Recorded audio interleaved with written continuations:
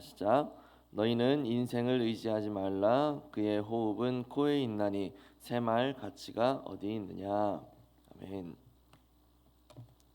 이사야는 그 야곱 족속에게 여호와의 빛에 함께 행할 것을 촉구하고 있습니다. 이렇게 촉구하는 이유는 그들이 여호와의 법에서 여호와의 빛에서 행하지를 않고 있기 때문이죠. 그들에게 동방 풍속이 가득하고 또 점을 치고 또 이방인을 의지하면서 그들과 손을 잡았는데, 그들이 의지했던 그 이방인들은 은금이 가득하고 또 보화가 가득한 자들이래요. 사실상 그들에게 은금이 가득하고 보화가 가득하기 때문에 그들을 의지하는 거죠. 그런 자들에게는 반드시 하나님이 임하셔서 심판날이 있을 것인데, 그들이 낮아지게 될 것이고 자고한 자들이 굴복하고 교만한 자는 낮아질 것이다, 그렇게 이야기를 하고 있습니다. 이런 이야기들을 하면서 인생을 의지하지 말아라, 그렇게 이야기하죠. 우리 내용 관찰입니다. 남유다가 하나님께 버림을 받은 이유는 무엇인가?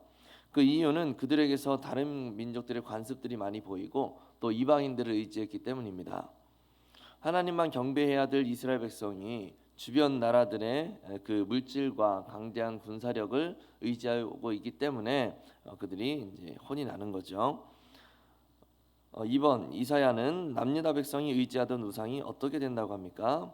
18절부터 21절까지의 내용을 보면 우상들은 온전히 없어질 것이고 사람들이 암혈과 토굴로 들어가서 여호와께서 땅을 진동시키려고 일어나실 때에 그의 위엄과 광대하심을 피하여 도망가게 될 것이다 라고 이야기를 하고 있습니다.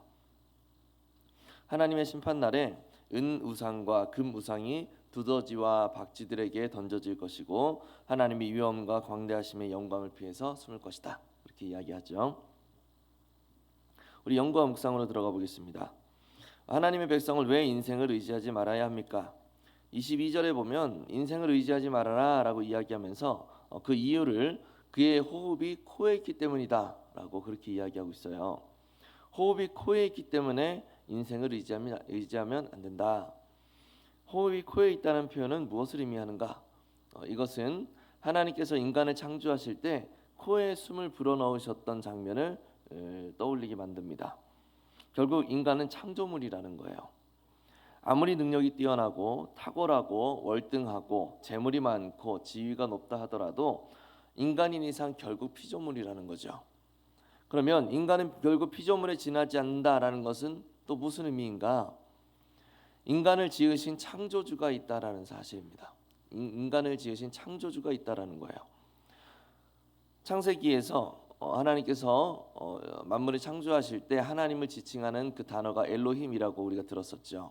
엘로힘은 전능하신 하나님을 지칭할 때 표현하는 단어입니다.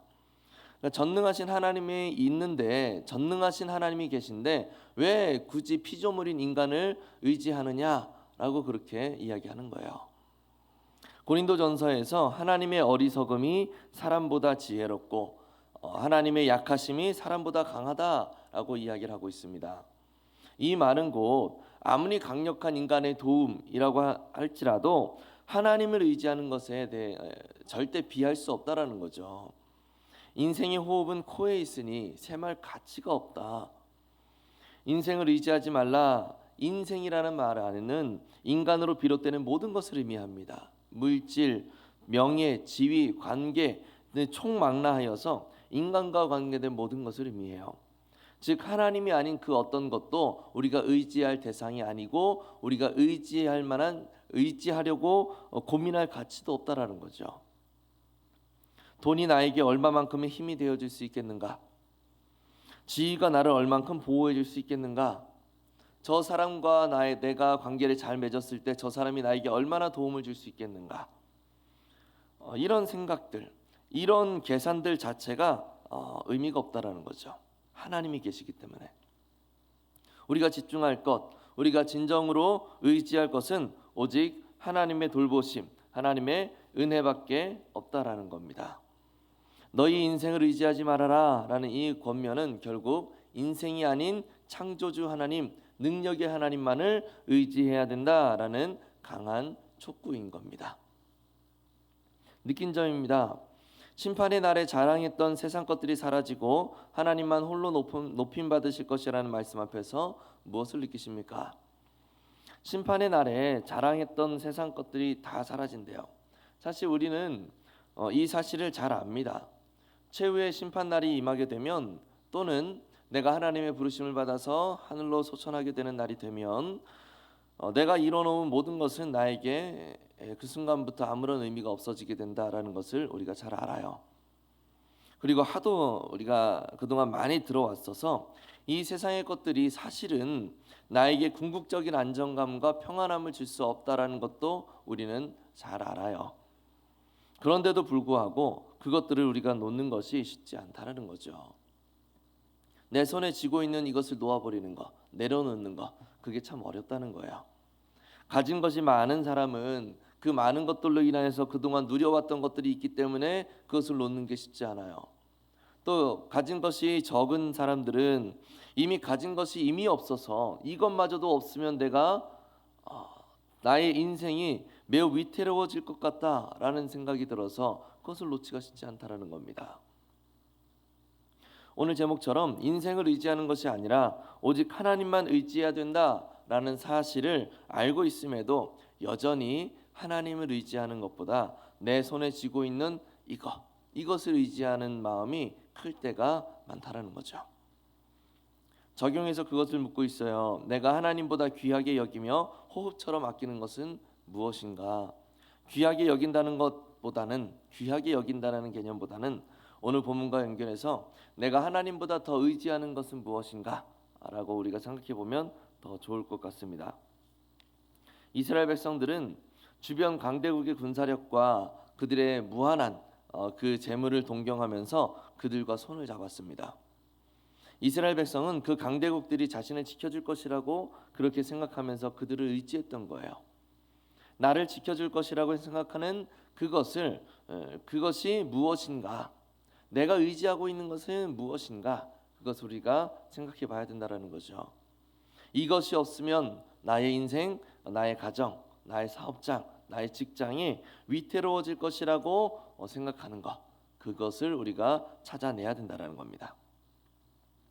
그렇다면 결단으로 넘어가서 재물, 권력, 성공, 사랑, 명예, 내가 하나님보다 더 의지하는 것을 십자가에 못 박기 위해서 무엇을 결단하시겠습니까? 사실 그리스도인으로서 나에게 하나님보다 더 의지하는 것이 있습니다 라고 그렇게 고백하는 게 사실은 쉽지 않아요. 좀 부끄러운 일이죠. 우리의 신앙적 양심을 건드리는 일입니다. 누군가에게 내가 하나님보다 이것을 더 의지하고 있습니다 라고 나눈다는 것은 생각보다 어려워요. 그래서 상당한 용기를 필요로 하는 일인 거죠. 그리고 그런 상당한 용기를 내어서 신앙의 형제 자매들에게 나의 그 약점을 고백하게 될 때 하나님께서 나의 마음에 굉장한 만족감과 평안함을 주신다는 것도 사실입니다. 그래서 우리가 진실한 고백과 그에 따른 하늘의 평안을 한번 느껴봤으면 좋겠어요. 순모임에서나 또는 구역장님이나 또는 교구장님이나 이렇게 또는 가깝게 교제를 해온 성도님이 있다면 그분에게 가볍게 차 한잔하면서 자연스럽게 신앙의 고민들을 서로 이야기해 보는 거죠. 내가 하나님보다 이것에 더 집중하고 또 더 의지하고 있는 것 같아요 하면서 한번 이야기를 나눠보는 겁니다. 그렇게 신앙적 고민을 이야기하는 것만으로도 분명히 하나님이 주시는 평안함을 누릴 수가 있을 겁니다. 교회의 존재의 이유 중 가장 중요한 이유 중 하나가 바로 이거거든요. 신앙적 고민들을 서로 나누고 그 가운데서 서로를 위로하고 권면하고 세워주는 것, 이게 교회의 목적이에요. 이런 신앙적 교제를 통하여서 나는 평안함을 얻고 또 교회 공동체는 더욱 신앙적 결속력을 높이는 겁니다. 아무쪼록 우리 안에 하나님보다 더 의지하는 것은 무엇인가 라는 것을 고민하면서 그것을 내려놓을 수 있기를 바랍니다. 창조주 하나님을 의지해야 되는 거예요. 머리로만 아는 지식이 아니라 하나님을 더욱 의지하게 만들 수 있는 참된 진리로서 우리가 이 말씀을 가슴에 새길 수 있었으면 좋겠습니다. 이것을 통하여서 하나님께만 매달리며 하루하루를 믿음으로 살아낼 수 있는 하나님의 사람들 될 수 있기를 예수님의 이름으로 간절히 축복합니다. 기도하겠습니다.